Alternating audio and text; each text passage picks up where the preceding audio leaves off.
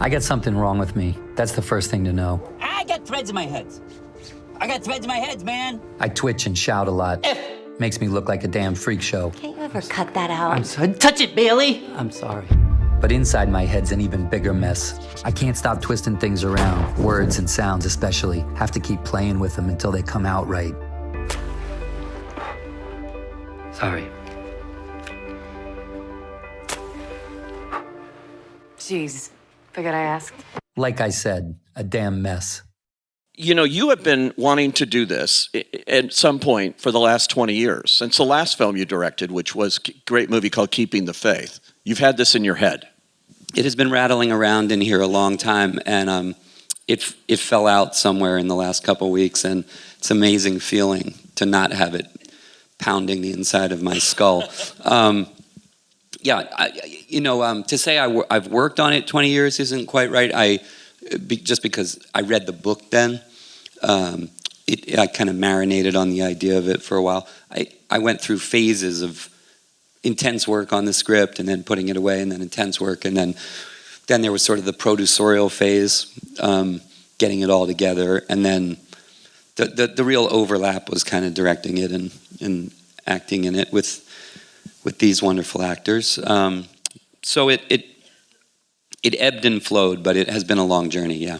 Yeah, and you actually, the book came out in 1999 and was actually set then, but you did something, you got the author on board and you completely changed the era in which it takes place. So now it's 1957, right? That's right, yeah. There are aspects of that are bolder than they sound, only because the book, Jonathan Letham's brilliant book, it has a certain literary, surreal quality to it. It has characters who feel as if they've never moved from the 50s in the modern world, and it straddles a kind of a tonality that is a little bit retro on purpose. And we for various reasons, we just thought that in a funny way, emotionally, it was smarter to play it. You could play it straight. We didn't want to be ironic. That we didn't want his condition to become a running gag.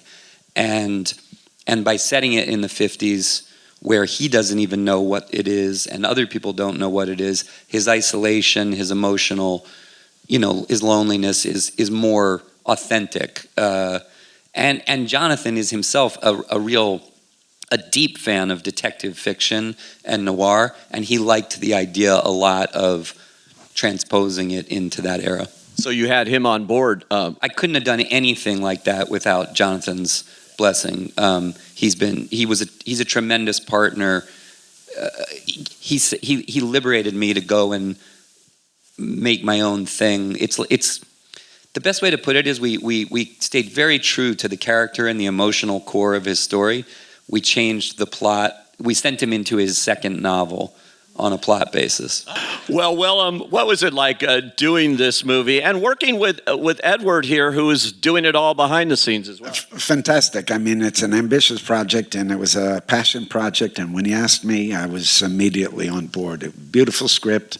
I love the relationship between my character and Alec Baldwin's. It's Shakespearean. It's complex. These two guys start out together, and then they take two different paths, and that really kind of lays out kind of a suggestion of there's two ways you can go in life, love or ambition, sort of.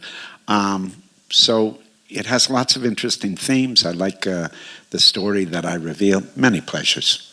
Talk about playing her. She's a real activist. She also unlocks the keys to this story here, I think, for him. Yeah, that's what I really loved about the character that Edward had created, because Laura's not in the novel, and the fact that she is not your classic femme fatale. We see her initially from Lionel's perspective as he's following her in this blue coat, and it's but then you actually get to see that she has all these layers to her. She's educated, she has a real sense of integrity, and she has a real positive influence on his trajectory. She really inspires him and challenges him really to not be sort of, I guess, wallowing in his own pity of being overlooked for his Tourette's. You know, she's appreciates being overlooked as well, you know, with the racial discrimination that she deals with on a daily basis.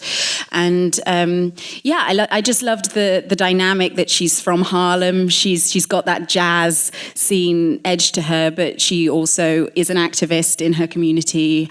And there's just a really fascinating dynamic between Lionel and Laura that sort of develops in a really sort of unsentimentalized and grounded way.